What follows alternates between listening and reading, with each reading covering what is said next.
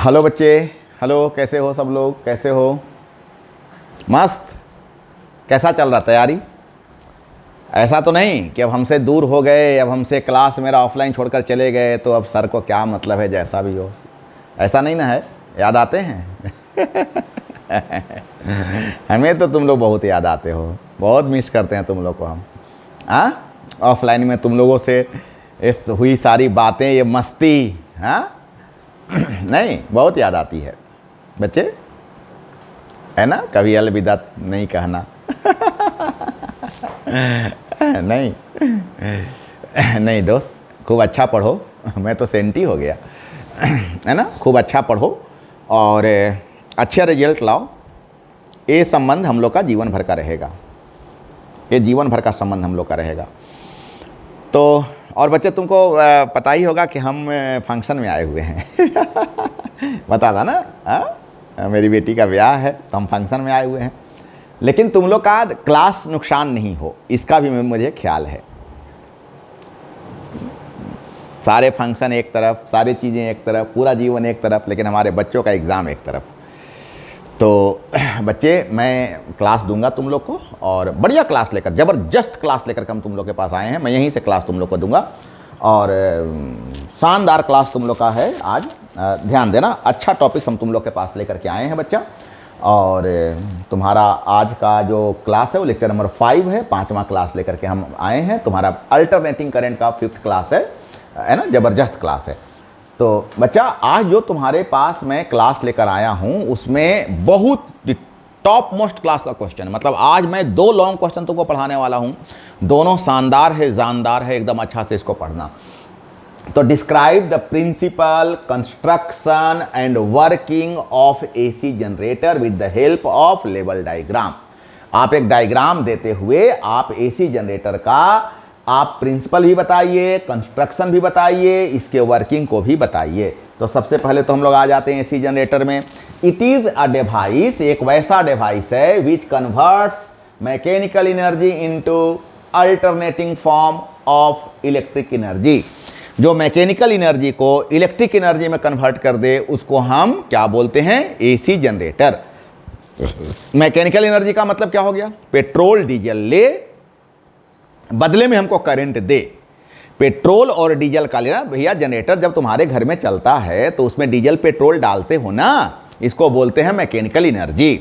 और बदले में जब वो जनरेटर चलता है तो तुमको देता क्या है? तो इलेक्ट्रिक करंट देता है, करंट देता है। ये बन गया क्या? Electrical energy. तो जो मैकेनिकल एनर्जी को इलेक्ट्रिकल एनर्जी में कन्वर्ट कर दे उसको हम एसी जनरेटर कहते हैं। क्या है इसका सिद्धांत, इसका प्रिंसिपल क्या है? तो the working of AC generator is based on the principle of electromagnetic induction. क्या बेस है? तो इलेक्ट्रोमैग्नेटिक इंडक्शन के बेस पर ये जनरेटर काम करता है। अब एक बात रह गया कि इलेक्ट्रोमैग्नेटिक इंडक्शन है क्या? तो मैं तो ऐसे प्रीवियस क्लासेज में तुमको इलेक्ट्रोमैग्नेटिक इंडक्शन लंबा लंबा भाषण देकर के पढ़ाया है, लेकिन अगर अभी मैं याद करा दूं, याद कर लूं फैराडे वाला कहानी कि क्वाइल और मैग्नेट के बीच में जब उन्होंने क्या किया, रिलेटिव मोशन किया, तो वहां पर क्या हुआ? फ्लक्स चेंज हुआ। फ्लक्स चेंज होने से इंड्यूस्ड इलेक्ट्रोमोटिव फोर्स डेवलप हुआ और उसके कारण वहां पर इंड्यूस्ड करंट डेवलप हुआ। तो इसको हम बोलते हैं प्रिंसिपल ऑफ इलेक्ट्रोमोटिव फोर्स। तो principle of electromagnetic induction. When a closed coil is rotated in uniform magnetic field, यही बात अभी मैंने तुमको बताया कि अगर एक कॉइल को यूनिफॉर्म मैग्नेटिक फील्ड के बीच में रोटेट करा दिया जाए, its axis perpendicular to the magnetic field, the magnetic flux linked with the coil changes. तो वहां पर क्या हो जाएगा? फ्लक्स चेंज करेगा, जिसके कारण वहां पर इंड्यूस्ड इलेक्ट्रोमोटिव फोर्स और इंड्यूस्ड करंट वहां पर डेवलप होगा। ये हो गया एसी जनरेटर और उसका प्रिंसिपल। ये हो गया इसका डायग्राम। 2 मैग्नेट लेते हैं, नॉर्थ और साउथ 2 पोल है, इसके बीच में हम आर्मेचर लेते हैं, ये आर्मेचर है। इसके बीच में आर्मेचर लेकर के यहाँ पर एक स्लिप रिंग है, स्प्लिट रिंग है ना? और एक ब्रश है, स्प्लिट रिंग है, ब्रश है, और यहाँ से एक करंट निकला, एक करंट आकर के इस सर्किट को मिला। क्या मतलब? अब जरा समझना। ये देखो, इससे यूनिफॉर्म मैग्नेटिक फील्ड बना दिया गया। यहाँ पर क्या अभी तुमको क्या बताए थे कि मैग्नेट के बीच में अगर कॉइल को रिवॉल्व करा दिया जाए, मतलब दोनों के बीच में अगर रिलेटिव मोशन करा दिया जाए, मैग्नेट और कॉइल के बीच में अगर रिलेटिव मोशन करा दिया जाए तो वहाँ पर फ्लक्स चेंज करेगा। फ्लक्स चेंज करेगा तो इलेक्ट्रोमोटिव फोर्स वहाँ पर इंड्यूस्ड इलेक्ट्रोमोटिव फोर्स डेवलप होगा और उसके कारण इंड्यूस्ड करंट बनेगा। तो यहाँ पर ये मैग्नेट के बीच में इस कॉइल को ऐसे जब हम जनरेटर चलता है तो कॉइल ये जो सर्किट है, हाँ ये कॉइल है, कॉइल ऐसे मूव करेगा, घूमेगा, कॉइल मूव करेगा तो यहाँ पर फ्लक्स बनेगा। फ्लक्स चेंज करेगा, बनेगा नहीं, फ्लक्स चेंज करेगा। फ्लक्स चेंज करने के कारण क्या हो जाएगा, यहाँ पर इंड्यूस्ड इलेक्ट्रोमोटिव फोर्स डेवलप होगा और इंड्यूस्ड इलेक्ट्रोमोटिव फोर्स डेवलप होगा तो इंड्यूस्ड करंट होगा, है ना। अब आते हैं इसके कंस्ट्रक्शन पर। ये देखो जनरेटर, तुम लोग बिल्कुल यहाँ पर सोचे एक बार देख भी लोगे। ये हो गया जनरेटर का साइन, डिफरेंट शेप का जनरेटर होता है, अलग अलग आकार का जनरेटर होता है। कुछ ऐसा पोर्टेबल जनरेटर होता है जो हम लोग घर में रखना पसंद करते हैं। पोर्टेबल ये शादी विवाह के लिए बड़ा जनरेटर है जहाँ पर मतलब 10 kV, 50 kV, 100 kV का ज़रूरत होता है। तो ये भी जनरेटर का एक सिंबल है। ये सब फैक्ट्री वैक्ट्री में ऐसे जनरेटर चलते हैं। कंस्ट्रक्शन देखो, अभी बताए थे कि एन और एस, नॉर्थ और साउथ, मैग्नेटिक क्या है, वहाँ पर 2 मैग्नेट है, ये मैग्नेटिक फील्ड डेवलप करता है। P Q R S armature है, बीच में जो देखा हुआ था उसमें अंदर स्लिप रिंग लगा हुआ था। दीज आर 2 ब्रशेस, S1 और S2 रिजिडली। ये देख लेना ब्रशेस का काम। अब क्या काम है इसका, सो समझ लो। अगर करंट बना, स्लिप रिंग का काम है कि जब आधा चक्कर लगा, आधा चक्कर किया तो यहां पर जो स्लिप रिंग है वो इसको करंट इसको डेवलप दे देगा। अब बात है कि करंट दे तो दिया, लेकिन ये करंट को रिसीव कौन करेगा, तो इस रिसीव करेगा इसको ब्रश B1 और ब्रश B2 ये रिसीव करेगा। आधा चक्कर जब होगा तो B1 इसको रिसीव कर लेगा और अगला आधा चक्कर होगा तो B2 इसको रिसीव कर लेगा। ये चीज यहां पर लिखा हुआ है। Armature PQRS is a rectangular armature coil. It consists of a large number of turn of insulated copper wire. तार को लपेट करके, तांबे के तार को लपेट कर बनाया हुआ है। wound on a soft cylindrical iron core. It can rotate about the axis perpendicular to the magnetic field of the field magnet. ये जो मैग्नेट है उसके बीच में वो क्या करेगा, मूव करेगा। Slip ring, these are 2 brushes ring S1 and S2 rigidly connected to the 2 ends of armature. Armature से बिल्कुल सटा हुआ रहता है, उससे कनेक्ट रहता है। As the armature coil rotates, जैसे ही आर्मेचर कॉइल मूव करता है, slip ring also rotates about the same axis of the rotation. उसी के साथ ये भी रोटेट करेगा।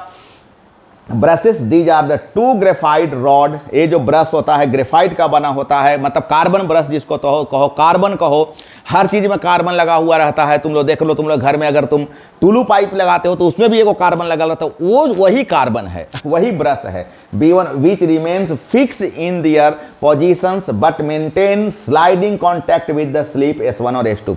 जैसे आधा चक्कर लगा करके S1 करंट लाया, ब्रश B1 उससे ले लिया, अगला आधा चक्कर लाया तो ब्रश B2 उससे रिसीव कर लिया और सर्किट को दे दिया, और इस प्रकार से सर्किट आगे बढ़ता है। वर्किंग, अभी जितना भी बात मैंने बताया उसको मैंने यहां पर वर्किंग में लिख दिया।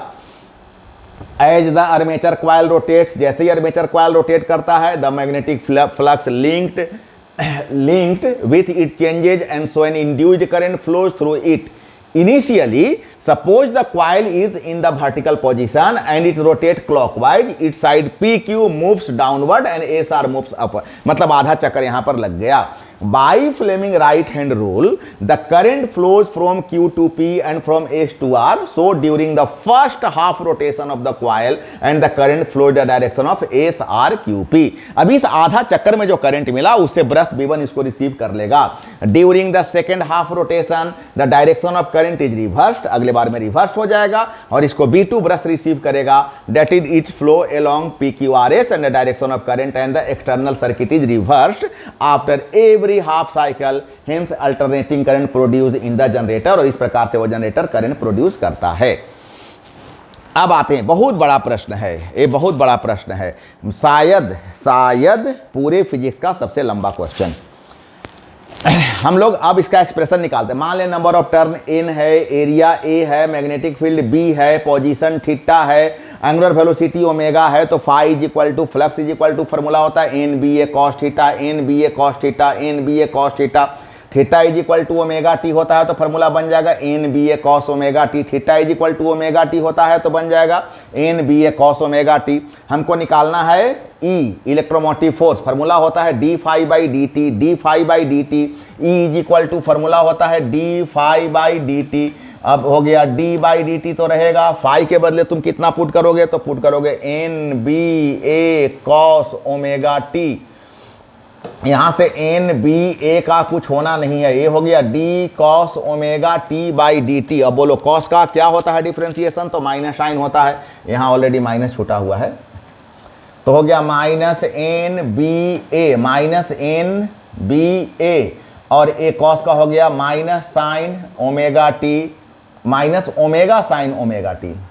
तो पूरा का पूरा टर्म तुम्हारा हो गया minus minus plus N B A N, अरे बी बोल रहे हैं लिख नहीं रहे हैं, N B A omega sine omega T. अगर मैक्सिमम लेंगे तो साइन ओमेगा टी के बदले 1 पुट करेंगे तब हो जाएगा N B A omega, N B A omega. इसको पिक वैल्यू कहते हैं। देखो E naught is equal to N B A omega, इसको peak value of induced electromotive force कहते हैं। तो ये क्या निकल गया, मैक्सिमम इलेक्ट्रोमोटिव फोर्स निकल गया, मैक्सिमम इलेक्ट्रोमोटिव फोर्स निकल गया। और अगर इलेक्ट्रोमोटिव फोर्स निकल गया तो करंट निकालने में कोई दिक्कत नहीं है। Current I is equal to होता है ई बाई आर। कितना मान निकला है तो E naught sine omega T by R. अब ये हो गया तुम्हारा आंसर, यही करंट का मान निकल गया।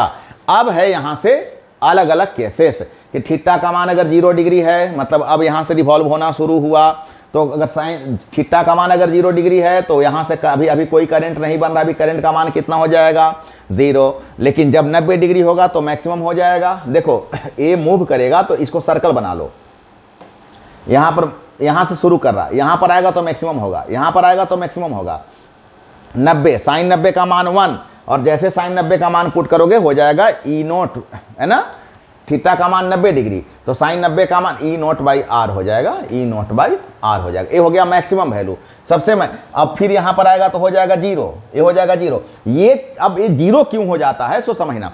अब डायरेक्ट अगर ऐसे घूमते रहेगा तो करंट नहीं बनेगा, ये तो हुआ एक सर्कल घूमते रहे तो क्या होगा, ऐसे ऐसे ऐसे ऐसे उसको क्या करना है, मूव करना है, ऐसे ऐसे मूव करना है, ऐसे ऐसे मूव करना है, तब ना हाफ साइकिल, आधा साइकिल, आधा साइकिल, आधा साइकिल, आधा साइकिल ऐसे बनेगा। ये देखो इसका जो ग्राफ बनेगा, इसका जो ग्राफ बनेगा, ग्राफ ऐसे बनेगा तो हुआ ना, आधा ऊपर जाना है फिर आधा नीचे आना है ना।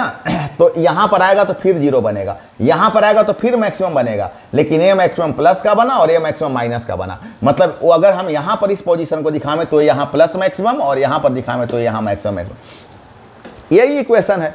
180 होगा तो 0, 270 होगा तो फिर मैक्सिमम, लेकिन माइनस में होगा 360 होगा तो 0। बस ये 5 कंडीशन है और यहां पर आकर तुम्हारा ये क्वेश्चन हो गया जो बड़ा प्रश्न था। अगर तुम इसका सब का सब अगर सिचुएशन देखना चाहते हो तो ये हो गया 0 डिग्री का सिचुएशन, 0 डिग्री का सिचुएशन, ये हो गया 90 डिग्री का सिचुएशन, ये हो गया 180 डिग्री का सिचुएशन, और ये हो जाएगा 270 का सिचुएशन, और फिर ये हो जाएगा 360 का सिचुएशन। और इस प्रकार से ये देखो, ये देखो, ये 0 डिग्री है, ये बढ़ते बढ़ते बढ़ते बढ़ते देखो यहाँ 90 डिग्री आया, यहाँ देखो 180 आ गया, फिर यहाँ देखो 270 चला गया, और फिर यहाँ देखो 360 चला गया। अगर इसी को तुम यहाँ देखना चाहते हो तो देखो ये हो गया 0, 90, 180, 270, 360, और इस प्रकार से पूरा का पूरा 5 टर्म में एक चक्कर लग जाता है।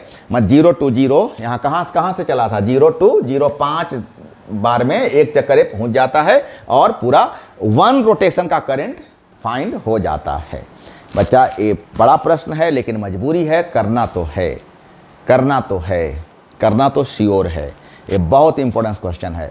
ट्रांसफार्मर और जनरेटर एसी का टॉप क्लास का क्वेश्चन है, आने का बहुत चांसेस है बच्चा। जरूर करना, नहीं तो मूर्ख बन जाओगे। है बड़ा, हम अभी से लिखना शुरू करेंगे, थोड़ा थोड़ा करके याद करेंगे, हो तो जाएगा ही। हमको पता है कि जो इंग्लिश में बच्चे एग्जाम दे रहे हैं उनका अंग्रेजी कमज़ोर है और ये क्वेश्चन में थोड़ा थ्योरी है। स्टेंजा बाई स्टेंजा करके करो, लिख कर प्रैक्टिस करो, हो तो जाएगा, पक्का हो जाएगा, है ना। अब हम लोग आते हैं अगले क्वेश्चन में। Find the expression of power of AC circuit contained LCR series, what will be the power of circuit having only R, only N and only C? बहुत इंपॉर्टेंट क्वेश्चन, पावर है बाप रे। और आज तुम्हारा मैं क्या कहूँ, आज तुम्हारा डे ऐसा है कि दोनों बहुत बड़ा बड़ा प्रश्न, बहुत ज़्यादा बड़ा बड़ा प्रश्न। तो समय गुजारे बगैर सीधे हम लोग क्वेश्चन पर आते हैं। मान लेते हैं कि इंस्टेंटेनियस करंट E है, instantaneous electromotive force, instantaneous current I है, तो फॉर्मूला होता है E is equal to, formula होता है E is equal to E naught sine omega T. Formula होता है अगर फेज फाई है, अगर फेज फाई है तो फॉर्मूला हो जाएगा I is equal to I naught sine omega T plus phi. Phase का मतलब होता है एंगल में वेरिएशन, एंगल में स्मॉल वेरिएशन को हम क्या बोलते हैं, फाई कहते हैं, फेज कहते हैं। फेज एक प्रकार का एंगल ही है। अब एक्चुअली करंट अगर अपने डायरेक्शन पर चल रही है तो उसका इतना ज़्यादा स्पीड होता है कि उसमें थोड़ा बहुत वेरिएशन हो जाता है, तो इसी को फाई से रिप्रेजेंट करते हैं कि ओमेगा टी प्लस फाई। अब हमको निकालना है वर्क, और वर्क इज इक्वल टू, बस टर्निंग पॉइंट यही है जिसको ये याद हो गया कि work is equal to E I D T. तो बोलो ई के बदले कितना पुट करोगे, तो E naught sine omega T, I के बदले कितना पुट करोगे, तो I naught sine omega T plus phi, और डी टी को ज्यों का त्यों रहने दो। E naught I naught sine omega T, और इसको साइन ए प्लस बी में तोड़ दो, साइन ए प्लस बी में तोड़ दो, sine A into cos B plus cos A into sine B. E naught I naught sine omega T को रखो, इसको तोड़ दो, sine A into cos B plus cos A into sine B. अब A वाला अंदर वाला साइन को ले चलो, साइन ओमेगा टी को अंदर ब्रैकेट में ले जाओ, बच्चा बिल्कुल ध्यान देना, नज़र यहीं पर रखो। ए साइन ओमेगा टी को अंदर ले चलो, A sine omega T E sine omega T से मल्टीप्लाई होगा तो हो गया साइन स्क्वायर ओमेगा टी, बाकी तो कॉस फाई रहेगा। ए साइन ओमेगा टी अंदर जाएगा तो sine omega T cos omega T sine phi D T. ये हो गया इक्वेशन 1। अब D omega is equal to E naught I naught, बोलो साइन स्क्वायर ओमेगा टी बराबर क्या होता है, तो साइन स्क्वायर ओमेगा टी बराबर 1 minus cos square omega 2 by 2, 1 minus cos square omega T by 2 cos phi. Sine 2 क्या था, देखो sine A into cos A बराबर क्या होता है, sine A into cos A बराबर होता है sine 2 theta by 2, sine A into cos A, sine A into cos A, sine 2a by 2, sine 2a by 2, तो sine 2 omega T by 2, sine phi को ज्यों कहते हो छोड़ दो। अब देखो ये पूरे में 2 है यार, अब देखो 2 यहाँ भी है और 2 यहाँ भी है, कॉमन ले लो। कॉस फाई को 1 से मल्टीप्लाई करो, कॉस फाई को कॉस 2 ओमेगा टी से करो, cos phi into cos 2 omega T, A 2 बाहर आ गया, sine phi into sine omega T D T. अब टोटल निकालो, टोटल निकालोगे 0 से लेकर टी तक इंटीग्रेट कर दो, E naught I naught by 2 0 से लेकर टी तक कॉस फाई, बाकी जो कहते हो छोड़ दो। अब सुनो, ई नोट आई नोट बाई 2 को बाहर निकाल लो, 0 से टी तक इसको इंटीग्रेट करने के लिए चलो, तो कॉस फाई यहाँ देखो डी टी को अंदर ले आओ। अगर एक स्टेप मैं तुमको बता दूं और अगर बढ़ा दूं तो मैंने बोला कि ई नोट आई नोट बाई 2 को बाहर निकाल लो, 0 से लेकर टी तक करना है, अंदर में टी को पहले ला लो, तो ये हो गया कॉस फाई डी टी, ये हो गया cos phi cos 2 omega T D T, और ये हो गया sine phi sine 2 omega T D T. ये देखो, अब देखो एक तरह से मैं चाहूं तो इसका मान और इसका मान 0 सीधे कर दो, क्योंकि cos 2 omega T D T और sine 2 omega T D T को इंटीग्रेट करोगे, जस्ट प्रीवियस क्लास में बताए हैं कि cos 2 omega T D T 0 से लेकर टी तक और साइन 2 ओमेगा टी 0 से लेकर टी तक, दोनों का मान 0 हो जाएगा। जैसे ही 0 करोगे वैसे ही तुम्हारे पास केवल बचेगा cos phi D T, E naught I naught by 2 और कॉस फाई डी टी, सिर्फ इतना ही बचेगा। कौन बच जाएगा, E naught I naught T by 2 और कॉस फाई, इतना ही बचेगा। लेकिन तुमको वर्क, ये तो वर्क निकला, तुमको वर्क नहीं चाहिए, तुमको तो पावर चाहिए। Power is equal to work by time होता है, ये निकला तुम्हारा वर्क, ये हो गया टाइम, टी से कट गया, ए टी टी कट गया, मतलब क्या तुम्हारे पास बचा, E naught I naught by 2 cos phi, ये हो गया आंसर। अब इसी 2 को तुम 2 बार रूट लिख दो, लिख सकते हो E naught by root 2, I naught by root 2, क्योंकि रूट टू 2 होता है। ई नोट बाई रूट 2 को हम ई भी कहते हैं, आई नोट बाई रूट 2 को आई भी कहते हैं। मतलब average power is equal to E भी आई भी कॉस फाई, और ई भी इंटू आई भी को हम एपरेंट पावर कहते हैं, एपरेंट पावर, और कॉस फाई को पावर फैक्टर कहते हैं। इसका मतलब है कि average power is equal to apparent power into power factor, average power is equal to apparent power into power factor. तो ये बहुत ही बड़ा प्रश्न है। अब अभी तुमको फॉर्मूला आया कि average power is equal to E भी आई भी कॉस फाई, सारा खेल ही फाई का है। कि अगर केवल एक ग्राफ में तुम जान लो, यहाँ पर आर होता है, यहाँ पर एल होता है, यहाँ पर सी होता है, इसको 0 डिग्री कहते हैं, इसको 90 डिग्री कहते हैं, और इसको माइनस 90 डिग्री कहते हैं। मतलब इसको 0 कहते हैं, इसको पाई बाई 2 कहते हैं, और इस पॉइंट को माइनस पाई बाई 2, 270 का ही नाम माइनस पाई बाई 2 होता है। तो अगर आर रहेगा तो 0 डिग्री पुट करेंगे, 0 डिग्री, कॉस 0 का मान 1 होता है, तो वहां पर हो जाएगा पावर ई भी आई भी। लेकिन हम चाहे केवल एल रहेगा तो 90 पुट करेंगे। देखो एसी सर्किट हैविंग आर, तो आर है तो फाई का मान 0 डिग्री, आर है तो फाई का मान 0 डिग्री, आर का मान अगर 0 पुट करेंगे तो कॉस 0 का मान 1, मतलब ई भी आई भी। लेकिन अगर केवल आर एल है तो पाई बाई 2 मतलब 90 डिग्री, कॉस 90 का मान 0, मतलब वहां पर कोई पावर नहीं होगा। और अगर हम लोग सी लेंगे तो भी वहां पर माइनस पाई बाई 2 भी 0 होता है, मतलब वहां पर भी कोई पावर नहीं होगा। तो बच्चा कहने का तो 2 क्वेश्चन आज हम बताए तुमको, लेकिन दोनों का दोनों क्वेश्चन हद से ज्यादा बड़ा है, बहुत बड़ा प्रश्न है बच्चा। एक से ज़्यादा बार समझना। मेरे को पता है कि जो बच्चे क्वेश्चन को पहला बार लाइफ में देख रहे होंगे उनको समझने में बहुत मुश्किल है, बहुत मुश्किल है। लेकिन बेटा एक से ज़्यादा बार बार बार करके अगर ये क्वेश्चन को तुम करते हो तो फिर निश्चित है कि तुम्हारा हो जाएगा, और ये दोनों क्वेश्चन तुमको करना ही पड़ेगा। तो चलो बच्चे, यहाँ पर मैं तुम्हें अपना नंबर शेयर कर देता हूँ किसी भी क्वेरी के लिए। और बहुत अच्छा, मेरे चैनल को लाइक शेयर और सब्सक्राइब कर देना, और हमारे चैनल को जितना विस्तार तुम लोग दे सकते हो।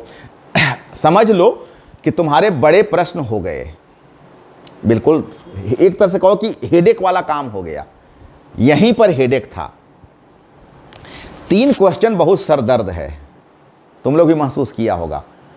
ट्रांसफार्मर बड़ा प्रश्न है, हालांकि ट्रांसफार्मर तो जल्दी हो भी जाता है, लेकिन जनरेटर, पावर, एक एलसीआर क्वेश्चन है। तो एलसीआर तुम लोग के लिए इंपॉर्टेंस नहीं है क्योंकि एलसीआर प्रीवियस ईयर में आ चुका है, लेकिन फिर भी वो भी बहुत। लेकिन ये जनरेटर और पावर जो आज का क्लास था, ये नो डाउट बहुत ज़बरदस्त क्लास है, हार्ड क्लास है। तो कोई नहीं बेटा, 2 क्वेश्चन अगर हार्ड मिला तो अभी से अपना कम से कम अभी 2 महीने के आसपास समय है, तो थोड़ा थोड़ा करके हम लोग इसको कंप्लीट तो कर ही सकते हैं। तो चलो बच्चा, अच्छा हुआ यहाँ पर आकर तुम्हारा ये चैप्टर फिनिश्ड हो गया। अब हम लोग आगे चैप्टर में, अब यहाँ से ईजी मिलने वाला है, तो हम लोग आगे चैप्टर में अब नए टॉपिक्स के साथ मिलते हैं। तब तक तुम लोग खूब पढ़ो, खूब ज़्यादा पढ़ो, खूब स्वस्थ रहो, मस्त रहो। Okay, bye bye.